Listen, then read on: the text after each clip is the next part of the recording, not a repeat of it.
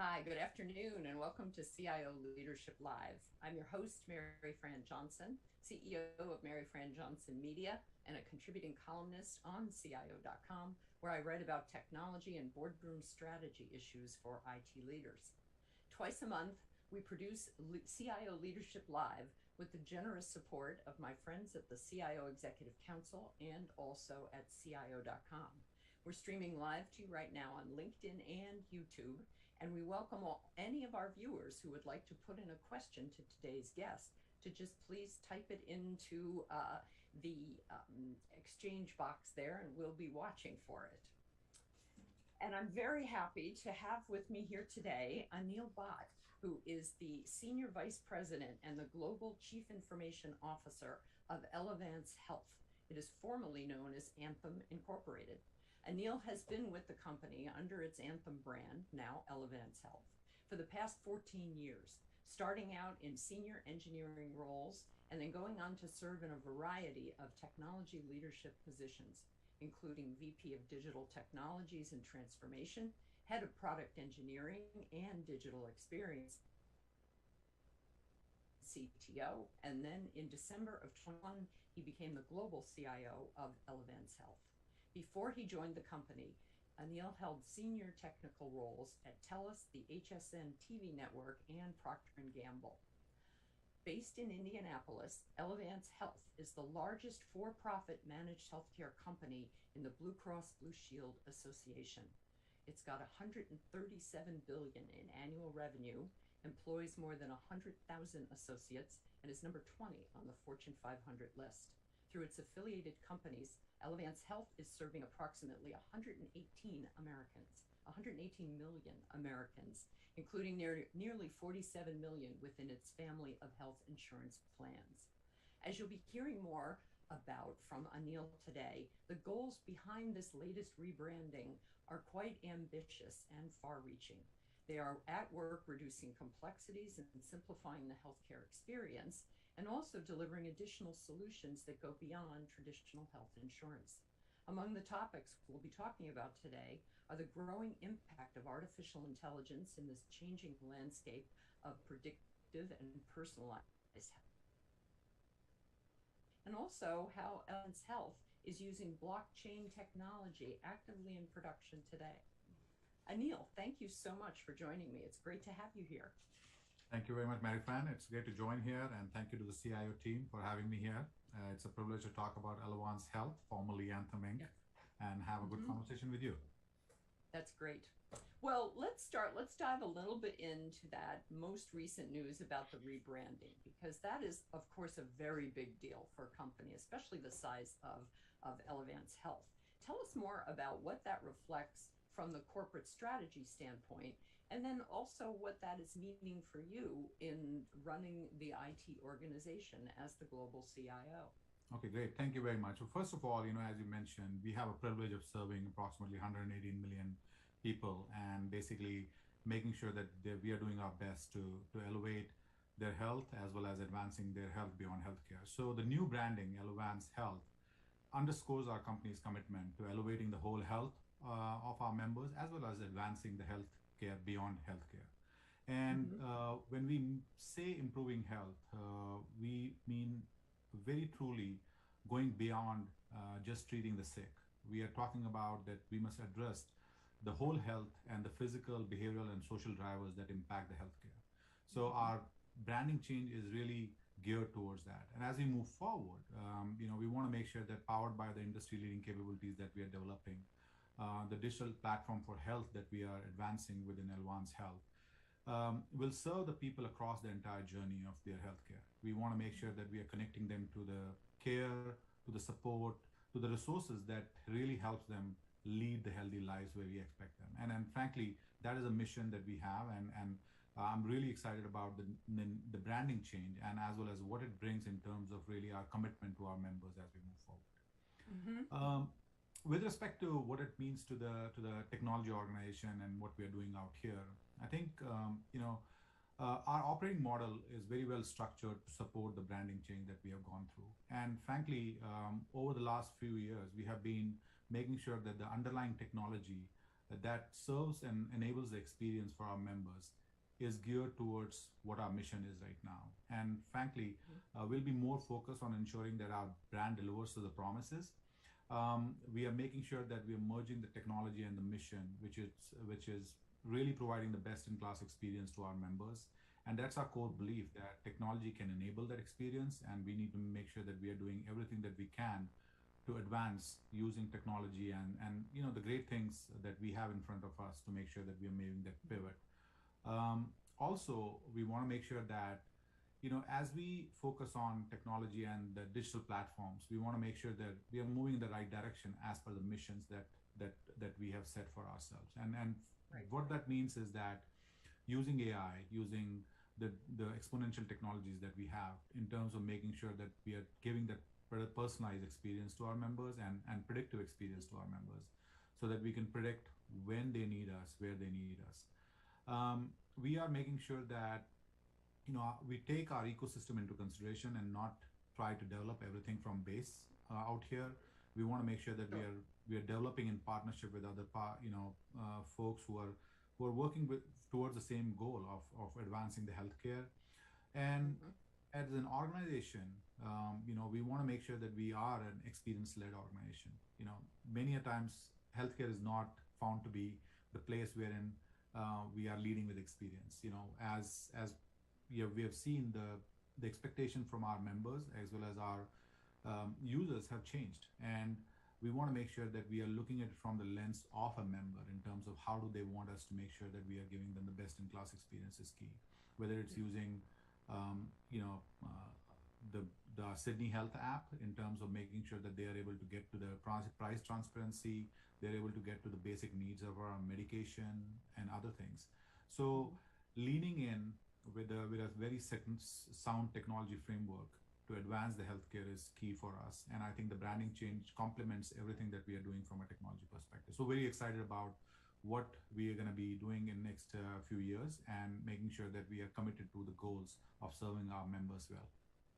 Well, good. I know we're going to talk a bit about some specific examples of what you had just mentioned. And also, as you are thinking about things going forward, how that impacts the technologies that you invest in and so forth. You had mentioned the industry leading capabilities. When you think about what Elevance Health has out there, when you say industry leading capabilities, are you thinking more about digital health initiatives, or are there other aspects of that that we should get into? Yeah, I think there are two pieces I'll break it into. One, basically, definitely we want to make sure that digital health and advancing the digital health is at the forefront of how we want to make sure we are going to our members. But at the same time, technology provides us a lot of capabilities that we can uh, use to be efficient in how we are doing business internally. So, case an example, how do you focus on automation? How do you focus on AI driving a lot of your efficiency internally? How Mhm. are we making sure that we are using, an API enabled ecosystem to drive more efficiency within our, company? How are we making sure that Mhm. we are moving to cloud to make sure that we are more resilient, more scalable in terms of keeping these consistent solution in front of our members. But at the same Mhm. time, focusing on providing the digital health and the digital health ecosystem to our members, whether it's making sure that we are providing them more AI-enabled nutrition trackers, we are providing them video-enabled chat, conversations with their doctors, we are Mhm. enabling chat with your doctor feature, or many other capabilities that really focuses on the simplifying their experience with us and making sure that we are being there in terms of when they need us. So that's the two parts of our overall mission out here that we are going after. Mhm. Well, I know in the announcement about the branding change, the rebranding to Elevance Health, your CEO, Gail Boudreau, talked about the digital platform for health. And that has probably, that seems to me to be one of the most significant changes in the way we as consumers and patients access both our insurance plans and also our healthcare. We really expect these days to be able to send in a question and hear back via digital means.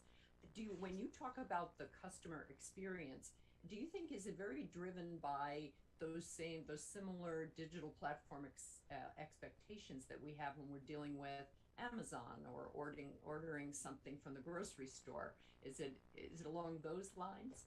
Yeah, I would say that, fundamentally, as Gail has mentioned, the digital platform for health is core of what we are going to be doing. And frankly, Elevance Health's strategic view that is there, as I mentioned, complements what technologies that we are using right now. So I would say that becoming a digital platform for health is very important for us, and we are working relentlessly towards that.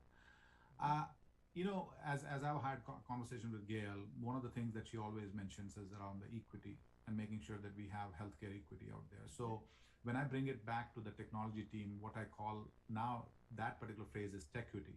And the tequity is basically making sure that we're bringing the technology and the equity of care and digital access for our members to help bolster their health, well-being, and their community health also. So our goal is making sure that we not only bring the quality of healthcare and the quality of products to our members, but making sure that there's an equity when we do that, and it basically serves all our members, irrespective of their social strata in the world.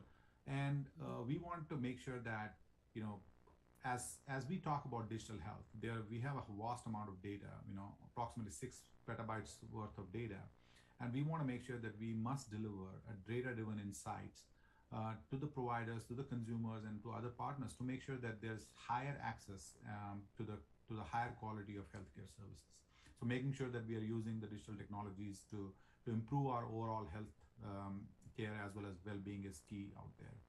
And when you talk about Amazon, a few years back, we exactly started with the same notion that, people are used to using technology in their on their fingerprints, and making sure that they are able to order some things from an e-commerce app. They are able to order food from some of the Grubhub and other tools. They're having a best-in-class experience with Zappos or Netflix. More predictive ability to tell you what movies you should watch.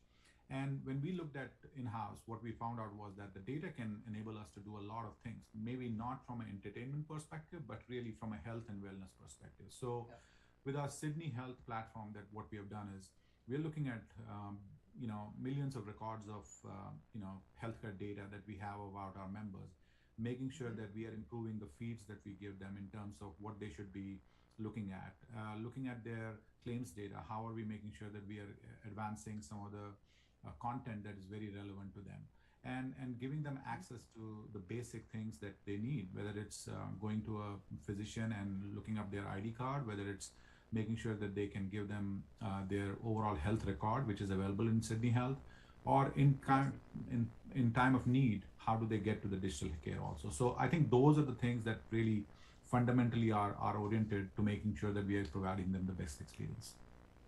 Okay. Well, and I noticed too, there was a lot of mention of the idea of streamlining and simplifying the experience for your patients and customers. That simplifying goal always sounds so good, but it's so hard to reach it. When you think about the complexities, I mean, as you said, 118 million Americans are customers of yours in the various health offerings that you have, and healthcare and health insurance. What do some of those, let's talk about what some of that simplifying work has meant for you and the global team that is tending to IT. Also, tell us a little bit about how you IT organize to deliver, because you have a global IT team, although the focus of services is all in the US. Yeah, I mean, I think, at a high level, technology is a key enabler for all of the things that you just now mentioned. And we are totally aware of our role and responsibility to make sure that, as you said, 180 million members who basically are being served every day. So I'll break it up into multiple pieces. One, basically, we have focused on making sure that we are an experience-led and human-centered design-led organization that focuses on making sure that we lead with that experience and making sure that the technology that then complements those end goals that we have. So our developers, our engineers, our product team does not go into problem solving with technology first mindset. I think that is a big shift that we have done, is that we want to make sure that we are a product and an engineering organization. And when you are a product and an engineering organization, you are very much embedded into the business and the care that you want to deliver to them from a growth perspective as well as from an experience perspective. So making sure that we are advancing our overall technology footprint based on that end state that we are trying to go to is very, very key. Then the other thing is basically, if you want to make sure that you are meeting the expectation for our members, you want to be very agile in terms of how you develop capabilities. It cannot be a 6-month or a 1-year cycle when you're bringing in new capabilities. With the ever-changing world that we have around us, we want to make sure that we are able to deliver quickly. So a few things I'll mention out here, Mary Fran, if you don't mind, which are focused on making sure that, that customer and patient experience is improved. And while they may sound technical, but they are very essential in terms of how we develop things. So, we have basically focused on our developer productivity tools, which we call our Work OS, which basically is allowing us to make sure that we create a environment and the healthcare interoperability and clinical integration and digital acceleration, making sure that anybody who's coming to Elevance Health from engineering background perspective is able to hit the ground running, and providing them with the tools that they need to make sure that they understand our workflows, they understand our cloud enablement, they understand our DevOps methodologies, and making sure that they don't have to spend 6 months learning about how the ecosystem is coming together. So focused on making sure that, the security, built-in security, autonomy for developers to spin up their environment, making sure that developer self-service is at the center of it, and making sure that we are dramatically reducing the overall uptime that it takes for an engineer to be successful in terms of delivering some of the code is key to that. So that helps us overall making sure that we are moving towards the mission. And when you say Work OS, that's your work operating system. Yeah, that's our work operating system. And that's your brand of your internal approach that you take to it. Exactly. That's what we call the Elevance Health Developer Suite, which is basically available to all our engineers out here as they come in. Also, one of the things that is very key is that our data is our biggest asset, and making sure that we are enabling the access to the data has been key out here. And in the past, that access has been reduced to copies of data being created at multiple places, and then we are able to get to the data and try to do things. So really focused on elevating the overall access to the data. And a few years back, we implemented our API ecosystem, which basically sits on a very latest cutting-edge technology and provides the API access to our developers as well as to our partners, making sure that they have access to the data in a more decentralized way, making sure that it's definitely very secure, but at the same time, there's no latency. And where all digital assets, whether it's our portals, whether it's our call center or our engagement apps, can go and access data, and there's no hardwiring required. And when you have hardwiring, you have efficiencies, issues. We have a single point of failure issues. So our API ecosystem not only serves all our internally developed system, but also as we interact with, and as I mentioned at the beginning of the call, that we don't want to develop everything ourselves. So when we partner with our ecosystem partners, how are they able to access the data and give us the best-in-class products that we can then take to our members and providers and brokers, make sure that their experience is improved. So that API ecosystem has really helped us integrate in a better way. And right now, we probably have around 90 plus systems that are integrated to our API gateway. We process around 150 million, 125 to 50 million transactions per day using this API gateway. And frankly, this has been a key enabler of interoperability as well as integration between our systems out there. So, well, while we're on the topic of data, let me interrupt for a second with a question from our audience. And this is actually it takes us ahead a little bit into talking about AI and machine learning, but it's around PHI, the personal health information, and the PII, both being very sensitive data. How do you address explainable AI and prevent bias in those systems? I know that dives a little deeper into the AI world than we've gotten to yet, but it's a great question right now when we're talking about personal data and the importance of keeping it secure? No, I think, so I'll answer this question in two parts. One, basically making sure that our data is secure is our number one priority. And we are very committed to making sure that PII and PHI of our members is definitely secure, and we take all the safeguards around it. So any new environment that we are publishing, or whenever we develop new APIs, we want to make sure that we have very strict security standards through which these things have to go.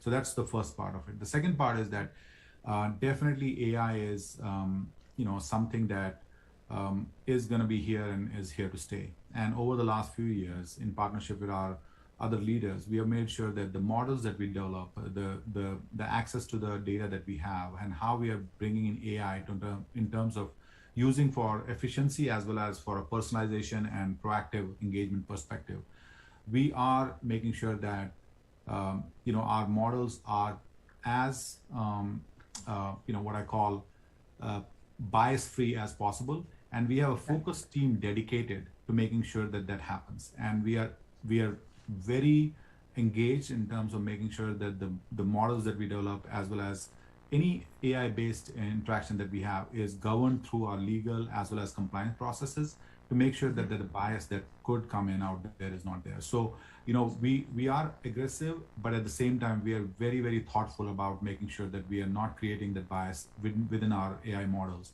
And that is also one of the key things that we are going through. Good.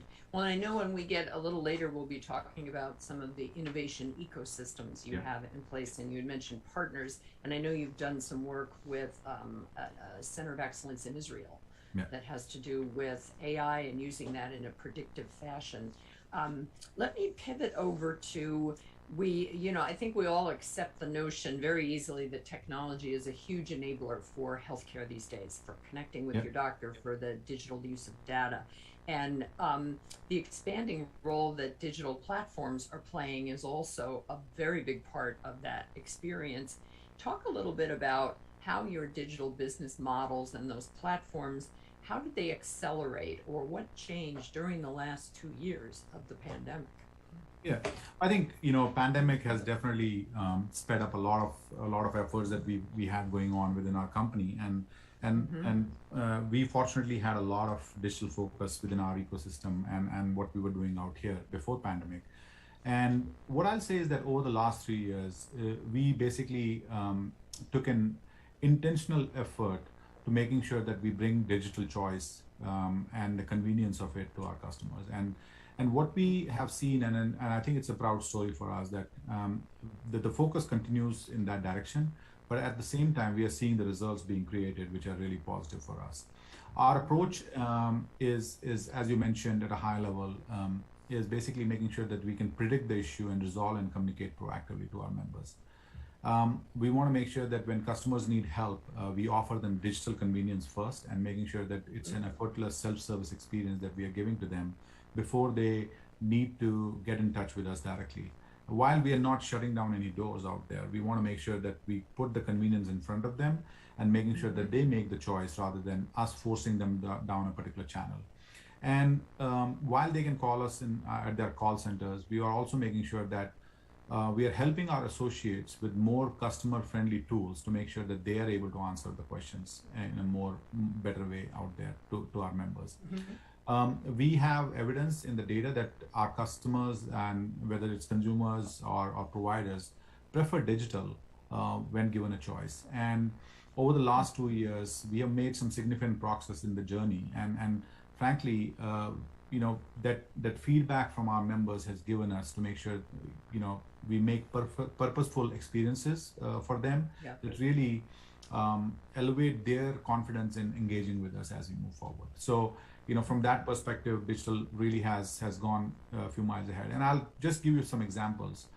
Okay, great. We basically, as we are focused on making sure that predictive and proactive communication with our members is key, and messaging is key. We have been able to, deliver around 15 million issue resolutions per year annually. And when I say resolutions, it means that we knew that a member had a question or a concern, and how do we make sure Okay. that we get to them proactively without them reaching out to us. That's one thing. And within last 2 years, we have implemented chat and AI messaging capabilities for our members, wherein when they come to us, an AI chatbot, which is really advanced, is going to help them answer their questions. And then if that doesn't help, they can interact with a human in the background. And today, the chat usage has grown 39% to 40% year over year. And right now, 24% of our interaction mix is more contact, is more chat based, and our Mm-hmm. digital contact has grown exponentially out there. So, these tweaks in terms of how are we making sure that the members who want to have a preference and who want to drive their engagement themselves, when you give them different ways of interacting with us, they're choosing digital over many of the other pieces out there. Yeah. And we are making sure that we build that experience into our Sydney Health app, and making sure that we offer these capabilities to our members out there. And frankly, it's great to see that our membership that is registered on Sydney Health app has grown 38% over the last 12 months. So with a 4.8 iOS app rating, I Oh, feel that the members are connecting with the app and basically engage with us. So some good work in the digital ecosystem out there, which we are doing, and it's helping us and making sure that the Elevance Health's overall motto of providing that exceptional experience is moving forward nicely. interesting. Well, that's actually a big consideration too when someone is considering moving from one doctor in a particular healthcare system to one in another. Yeah. It's actually a little hard to get into those systems and see how good is the digital app going to be. So Yeah, being able exactly. to, I went through this personally just recently, switching over to another system here in the Boston area. And I have to say, so far, I haven't been all that impressed. And I wish I had been able to get in and kind of poke around a little bit earlier, but that's very difficult to do with the privacy concerns. That 4.8 rating that you have on the Apple Store is actually a pretty good indicator. Yeah, yeah, and again, I think as I mentioned, that we are learning from every experience that we have with our members, and I'll say that while we have done humongous uplift in terms of the experience, we totally know that there's a lot more that we need to do, and we are focused on making sure that we're learning in a very agile way from the experiences that our members and the interaction that they're having with us, and kind of pushing in the right direction as we move forward. So. Yep. Well, and that reminds me too, we've talked about 47 million people that are part of the different health insurance plans, and then the 118 million that are interacting with the company. Going forward, they're not all going to be interacting with an entity called Elevance Health. There's actually other brands that you have, WellPoint and Carillon. Sketch that out for us a little bit about which brands are doing what in terms of your ecosystem. Yeah, so I think if you look at our positioning is that Anthem is one of the brands that will stay as part of the Elevance Health, umbrella brand, Okay. which is going to be our commercial brand for the 14 states that we are serving right now as part of the Blue Cross Blue Shield. Okay. The WellPoint brand is going to be our government offerings, and in the 14 plus other rest of the states, the 50 states that we have, and that's a brand we are going to go in with. And then Carillon, which is the third brand that we have, is around our services, making sure that whether it's program integrity or the fraud, waste, and abuse services that we have, whether it's the digital capabilities that are under the Carillon digital platform, many other capabilities around behavioral health or home care or elderly care, that are going to be part of the Carillon services and will be offered to all the 50 states, as well as directly to the members, as well as to other providers, as well as other health plans out there. So these three brands are going to be operating independently in terms of making sure that they are able to advance the needs that our members have in different areas, with a focus on either the commercial, government, or the services arm out there. So I think it positions us well in terms of making sure that we are using the same foundation from a technology perspective, but at the same time giving that unique experience that is applicable whether to our commercial member or government Medicaid or Medicare member, as well as to our services arm out there. Okay, good. Let's pivot over and talk a little bit about the size and scope of the IT organization, the technology organization that you manage, and how how you're budgeting and you're planning, if it changes at all under this new reorganization and this rebranding, or whether this has already been worked into all of your plans about how you budget for technology going forward. Yeah, so I think one important note out here is that our new branding, which is Elevance Health, is more of a branding update and how we go to market. It's not an internal organizational shift out there or change out there. And as I mentioned that our focus around what we are doing in terms of the mission of Elevance Health has always been with us, and the branding change reflects the mission we were already on. In terms of our scope of the IT organization, we basically have approximately 12 to 16,000 associates spread across the globe. We have associates out here in US.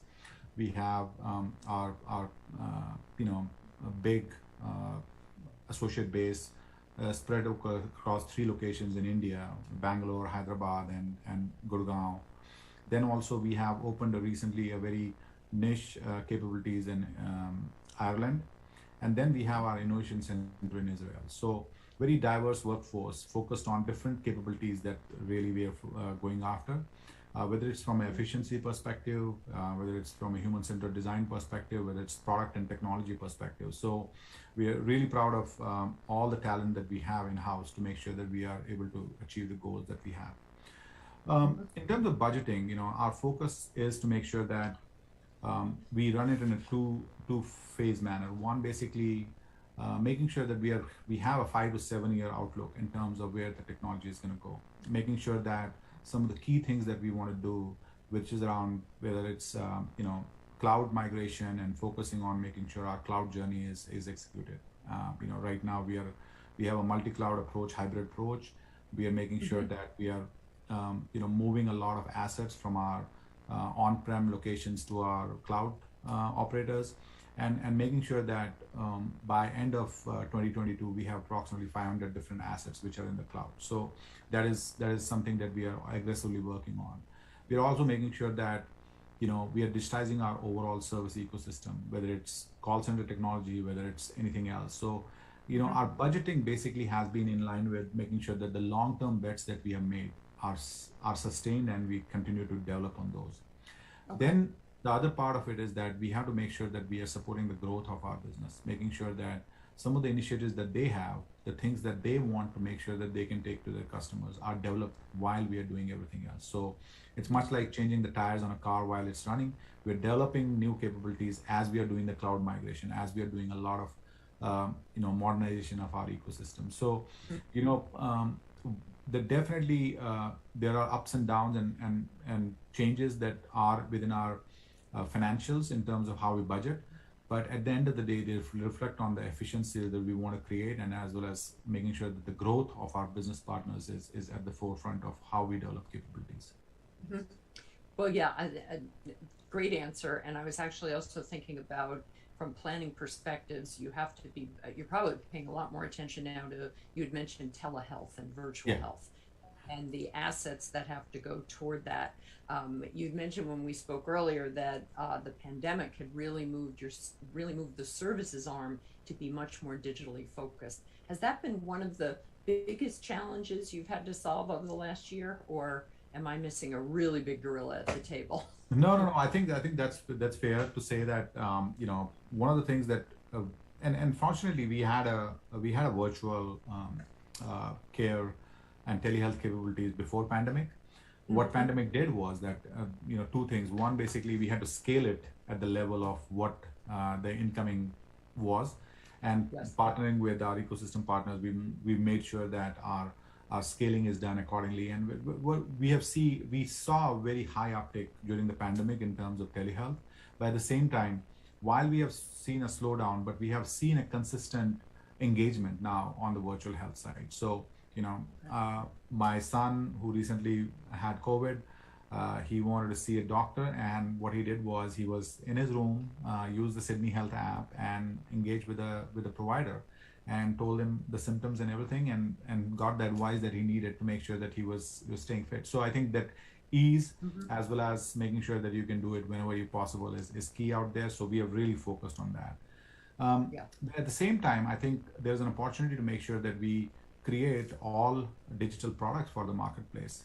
When we talk about our national accounts, when we talk about large group, small group buyers, there are many of them who really want an all digital experience out there. They don't want to call a call center, whether it's, I don't know how many times you have called Amazon's call center, probably not, right? Or Netflix. Never. I mean, you really don't expect to have to do that exactly. anymore. So I think so building out experiences that really are reflective of that mindset is key, and we have developed products which and invested in developing products which are all digital, and we are expanding that footprint very heavily right now. So totally agree with you that digital health and how we expand telehealth, and then also beyond telehealth, how do we expand chat? If you are experiencing some symptoms, rather than talking to a doctor, if you want to chat with them and making sure that they can prescribe you something, that capability is available right now to our members. So making sure that we are giving them the way they want to connect with us, and making sure that they are able to get the care that they need is key as part of that overall digital health ecosystem. Well, you'd mentioned also that one of the very leading edge things that you're either doing now or working on is virtual primary care. The whole concept around that is that, and I hope your son recovered very quickly from his COVID attack. Is he feeling better? Oh, he's feeling better. Thank you very much. Oh, I think it's his 7th or 8 day isolation. So hopefully he's going to come out of his hibernation over the next day or so. But fortunate enough, he's doing well. Yeah. Was that what he was using? Was that the virtual primary care? Yeah, he was using the virtual primary care. So, as I mentioned, virtual primary care is basically our way of saying that you can get the primary care through a virtual physician. So we have products lined up right now, which are in market for probably around 5 million membership right now, which focuses on virtual primary care being the way you do things out there. So how do we avoid the urgent care and emergency visits? How do we make sure that the basic care that you need in terms of making sure that you are able to see a doctor is controlled by that, so that VPC, which we call the virtual primary care, is the key enabler. And that is built into our Sydney Health app that is available on a web. So those are the ways we are making sure that the digital health expansion is done within our consumer base.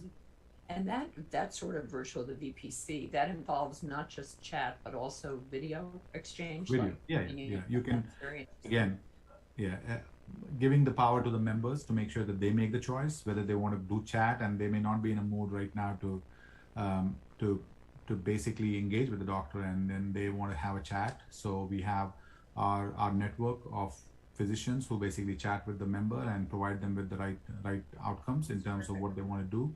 But at the same time, if somebody wants to have a video chat, they can definitely have a video chat. Okay. Well, I want to pivot and also think more, and we've been talking a lot about the present, the past, and the future, but I want to focus on the future, the biggest business and technology initiatives that you are thinking about and planning for the rest of this year and into next year. You had mentioned at one point when we talked earlier that working on a very lean core technology footprint is an important part of your strategy. Talk a little bit about what that means. Yes, so Elevance Health over the years has grown organically for sure, and then we have had inorganic growth also. So when you acquire companies, when you acquire different businesses that really complement your end goal, you also inherit a lot of technical debt in terms of making sure that there could be capabilities that they have developed in a different ways and stuff like that. So we have a rich history in terms of number of years we have been serving our members, and we're really proud of that. At the same time, what we saw was that our ecosystem had really spread so much that it was getting a little bit difficult to make sure that we can deliver to the commitment that we have for our members in terms of turning around new capabilities very quickly, making sure that we are able to give the business what they need in a quick turnaround time. So over the last couple of years, one of the key pillars of my and our team's technology strategy to make sure that we can meet the goal of Elevance Health is to make sure that we have a very lean core technology base. What it focuses on is a few things. One, making sure that we are digitizing all the components of legacy architecture that we have, and making sure that when we are doing the cloud move, we are not doing a lift and drop in the cloud, but we're really changing the nature of the application to make sure that it's DevOps ready. It's really redesigned to make sure that it can run more efficiently in the cloud and provide our developers with the capabilities of making sure that they can develop very quickly and in an agile way.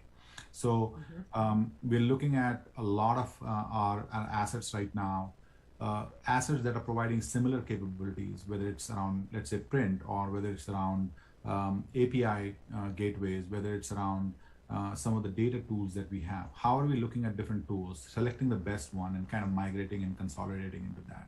So this year we had a multi-million-dollar effort to make sure that we are rationalizing some of the technologies, and this will be core focus as we move forward next year and into 2024 also, because we do want to make sure that the modernization and digitalization of the core is going to be very, very instrumental in terms of efficiency and the quick turnaround we want to give to our members down the line. So I feel that we are ahead in the game, but at the same time, we have a lot of work ahead of us in terms of making sure that we can complete that lean core technology journey. Have you noticed too, and I think we had spoken about this, that over the last few years, banks and healthcare companies that used to be very hesitant about cloud-based technologies at all, that especially in the Fortune 50, the Fortune 20, where you reside, that mostly everyone is doing a mixed to hybrid strategy of a certain amount. The data centers are being reduced and so forth. Do you think within the next 10 years that there won't be data centers at companies the size of Elevance Health, or does the hybrid strategy just make more sense going forward?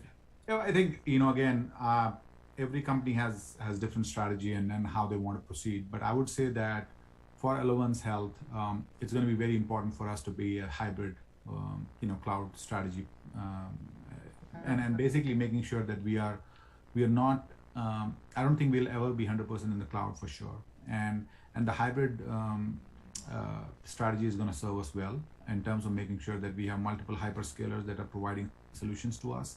At the same time, we have data center presence, which allows us to kind of make sure that some of the legacy assets where we do not see a reason for them to be moved, or they will be in a run-out period, will stay here.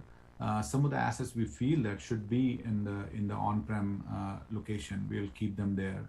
So for the foreseeable future, I would say that I do see that hybrid cloud strategy is going to be the one which we'll be going after, and that gives us the flexibility of making sure that we are able to move our assets the way we want them to be moved, and gives us the proximity to some of the things that we want to stay with us versus going to whether it's AWS or Google or whatever it is.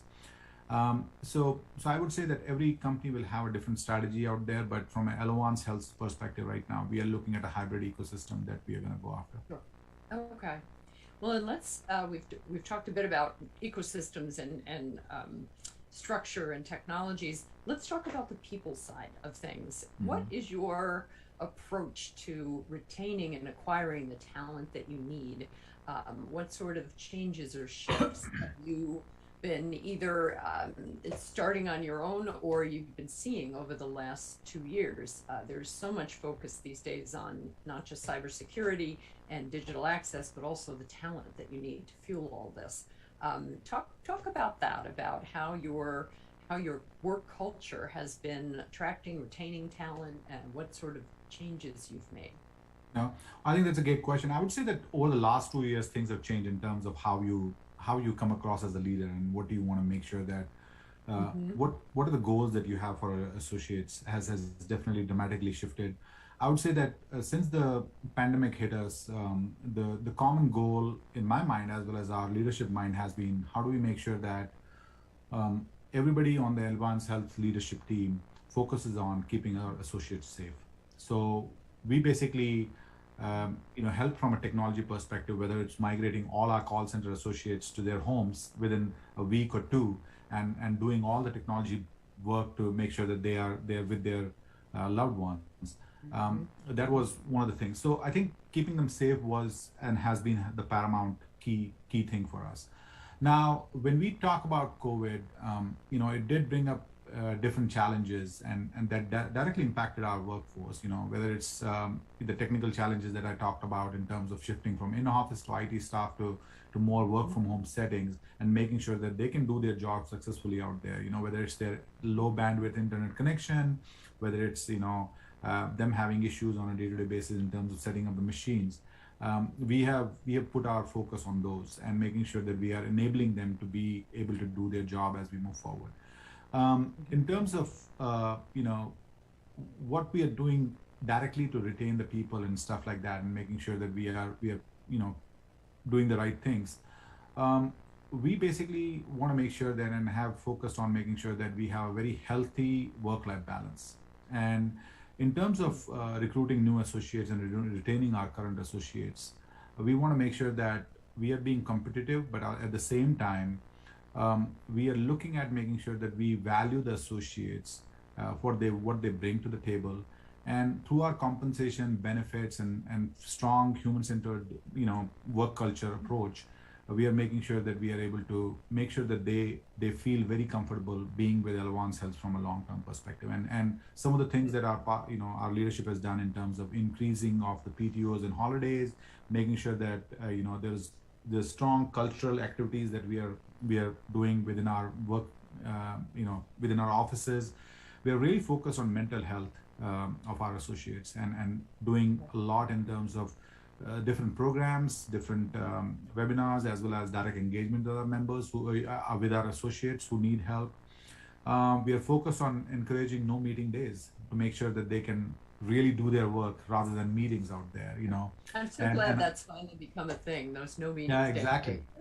I think one of the things that I tell my team is that the best gift you can give somebody is to give them a gift of ending the meeting early rather than doing anything else. So that's key for us, and frankly, making sure that our benefits that we give to our members are more to our associates are more what they like is key. So learning from them and making sure that we are giving them that is very, very important. So. And then finally, I would say is that the hybrid work model, I really support flexibility of our workforce to make sure that they can work from where they want, but at the same time, encourage them to be in office whenever we have celebration of something, encouraging them to be in office whenever we have significant meetings and big initiatives and ideas that we want to kind of collaborate on. So I think slowly and steadily, we are going to move in the right direction. And we have a great team in Ireland and India, and making sure that the collaboration can really gel well with the teams that we have. So, so those are the things that we are doing in terms of retaining the talent. And I do feel that we have a right approach in terms of how we want to retain the teams. I think we have the right culture. Our Elevance Health culture is great in terms of making sure that they feel very welcome. And we are very focused on making sure that we hire from the communities, we hire from different colleges, and some are very known colleges, but at the same time some are very unknown colleges where we want to make sure that we can make an impact on. So overall, making sure that we hear from our associates and complement whatever we give them back, so that they can feel happy as good. Well, you'd also mentioned there's a desktop application that I think you have a patent on. Vitals. Yeah, you enjoy that a lot. Tell us about Vitals, because that's something you go through the feedback personally. So I think every week I spend approximately 1 or 2 hours, mostly on Saturdays, to go through the feedback of our associates through our Vitals app. So Vitals is basically an app that we our team developed, which basically allows you to give real-time feedback. It's active on our mobile application, intranet, as well as available to our associates through their desktop. What it allows them to give feedback is on how are they feeling that day, and what is working, what is not working for them. And through that feedback, we are able to really focus on and narrow in on things that really are challenging. And sometimes we catch themes of things that really are bothering our associates, and how do we address that themes. It could be some social thing going on in our community these days, which really has impacted them, and how do they need support from that. the work-life balance that I talked about. So, very proud of the team that developed this, and we have kind of patented this application, and basically a great way for us to be connected with our associates. And I always encourage my team and our associates to make sure that they use the app, because it's a very awesome way to get real feedback of what is working, what is not working. Yeah. Well, I find myself feeling a little concerned about your work-life balance if you're going through this on Saturday. You know what? I think some time during the week. Yeah, there's always time that we take out, but I think when you like to do something, I think you feel good that that you have in front of us. So getting the feedback from the team and really making sure that we can take some actions around that is something that I like. So yeah. Well, and you've been with the company a good long time, 14 years, which is unusual for IT leaders to have been so long with one company. And I think it's great. It makes you essentially a kind of, you're part of the legacy there as the CIO. What have you seen change most in the culture in that time? And how does that affect the way you govern as the global CIO? Yeah, well, I think first of all, my story should be a reflection on L1's Health's culture, and how when we talk about opportunities, and when we talk about if you have the grit and you have you're willing to put the hard work, as well as making sure that you treat your company at the top of everything that you do. There's growth opportunity. Many times I see CIOs moving on because they have another better opportunities that they want to go with. What I've seen is that L1's Health has given me the platform, as well as an ability to serve our members and work with awesome associates that then I'm really privileged to work along with, and never felt a need for me to do something different. So I think that is great out there. And at the same time, I would say that, when I look at 14 years back when I joined, I think we were a technology team which was supporting the business, but really we had our own strategy, but that was not really reflective of the mindset that we have right now, or culture we have. Our leader, Gail, has very much stated that she wants to make sure that she can make an impact in the community and the members' life directly.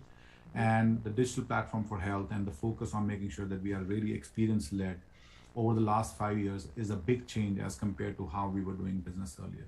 So a dual approach in terms of making sure that we are advancing our technology strategy, we are advancing our lean core, lean technology strategy, API enabled, very cloud-based technology platform, but at the same time humanizing the experience and the outcomes that we're doing on the other side is key shift from how I see the company that was 10 years back versus what we have recently seen. And I think our growth, being on Fortune 20, reflects our commitment, and the commitment resonating well with our marketplace. And I think the work that the teams have put in, the associates have put in over multiple years, and people who were here before and who have created the legacy, reflects on our commitment for our members. And I think that's what I'm proud of, the L1's Health mission out here, and I look forward to taking it beyond as we move forward. Yeah. Well, we've talked a lot about e-health and digital platforms, and how innovation is always almost assumed when you're talking about doing offering new capabilities through digital platforms. We had mentioned at one point the innovation center that you work with, or that you have in Israel. Tell me more about that. What kind of work is that doing? And that gets us a bit into the AI and the machine learning changes you've been making. Yeah, definitely. I mean, I think, a few years back, my colleague Rajiv and I went to Israel actually to explore possibilities of making sure that we have, we use the talent out there to expand some of the key AI-based technology, things that we wanted to do. And it was great. Basically, Udi is the leader out there right now. And we basically were able to create a center out there. And the focus out there has been around really use of AI, as well as blockchain technologies, to make sure that we can drive some innovative products, and they can work at an arm's length and deliver those products, which then complement the overall product and technology that we have out here. So we have a very strong team out there. They focus on using of AI right now. Sidekick, one of the key implementation that we have done around our care management platform has come from there, and we have implemented that with our Sydney mobile app as well as our care management platform. And the focus out there is to make sure that we can take advantage of the huge digital data set that Israel has, and work with the local partners out there to make sure that not only from a cybersecurity perspective, which is really advanced out there, but also using AI as part of the innovation process and bringing in capabilities that really can complement us, and checking out whether it works or does not work. And not everything that is going to be brought forward is going to work out, but we have been really, really very happy with how things have developed out there, and the leadership out there, and the talent out there has really exceeded the expectation, and we continue to look forward to working with them as we move forward. Okay.